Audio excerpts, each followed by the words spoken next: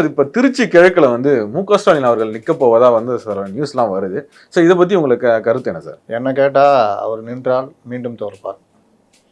ஏன்னா தவேகா, அதிமுக, காங்கிரஸ் இடதுசாரிகள் நாங்கள்லாம் வந்து நடுநிலைமை அப்படி இப்படின்னாலும் அவங்களுக்கு ஒன்றும் பெருசாக இது கிடையாது. அப்படியே இருந்தாலும் புதிதாக வந்த அரசு எந்திரம் இடைத்தேர்தலில் இறங்குது. அவர்களும் வலுவான ஒரு வேட்பாளர் இறக்குவார்கள். விஜய்க்கு ஒரு பேர் இருக்குது, கூட்டணியும் பலம் இருக்குது. அப்போது ஸ்டாலின் போய் அங்கே இறங்குறாருன்னு வச்சுக்கோங்க, அது வந்து எந்த அளவுக்கு அவருக்கு உதவி செய்யணும்னு எனக்கு தெரியாது.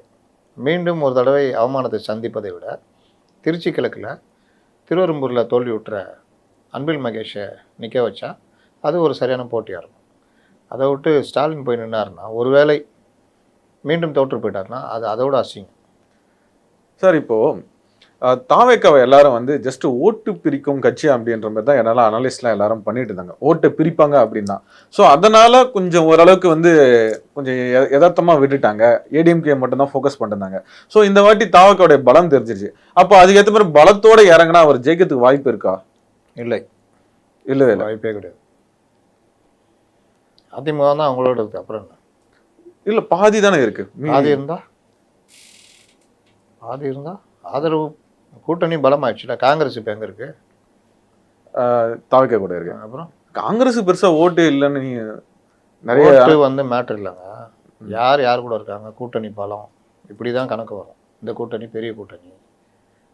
ராகுல் வந்து பிரச்சாரம் பண்ண என்ன பண்ணுவீங்க சார்? ராகுல் காந்தி தமிழ்நாட்டில் இதுவும் இருக்கா சார்? மவுஸ் இருக்கா? நீங்கள் எங்கே இருந்தீங்க இவ்வளோ நாளா சார்? இவ்வளோ நாளாக நீங்கள் எங்கே இருந்தீங்க? லண்டன், அமெரிக்கா எங்கே இருந்தீங்க? இல்லை, தமிழ்நாடு தான் இருந்தீங்க. 2019 எப்படி ஜெயிச்சாங்க அவங்க?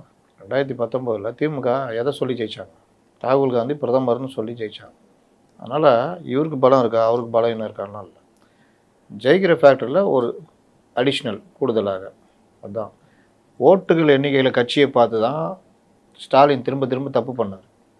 ஓட்டுகள் எண்ணிக்கையில் பார்க்காம இவர்களெல்லாம் என் கூட இருக்காங்கன்னு உளவியல் ரீதியாக மக்களை நம்ப வச்சு அதன் மூலம் வெற்றி பெற்றவர் தான் கலைஞர். அதனால் ஓட்டு இதெல்லாம் இல்லை. காங்கிரஸ் இருக்குதுன்னா ஒரு மத சார்பற்றது. காங்கிரஸ் இப்போ அவங்க கூட இருந்தப்போ கூட்டணி பலமாக இருந்துச்சுப்பா. இப்போ எல்லோரும் இங்கே வந்துட்டாங்க. இப்போ தாவேக்கா தான் பலம் அப்படின்ற ஒரு இது இருக்குல்ல, அதுக்கு ஒரு வகையான மக்கள் ஓட்டு போடுவாங்க. அதனால் அப்படி போவோம்.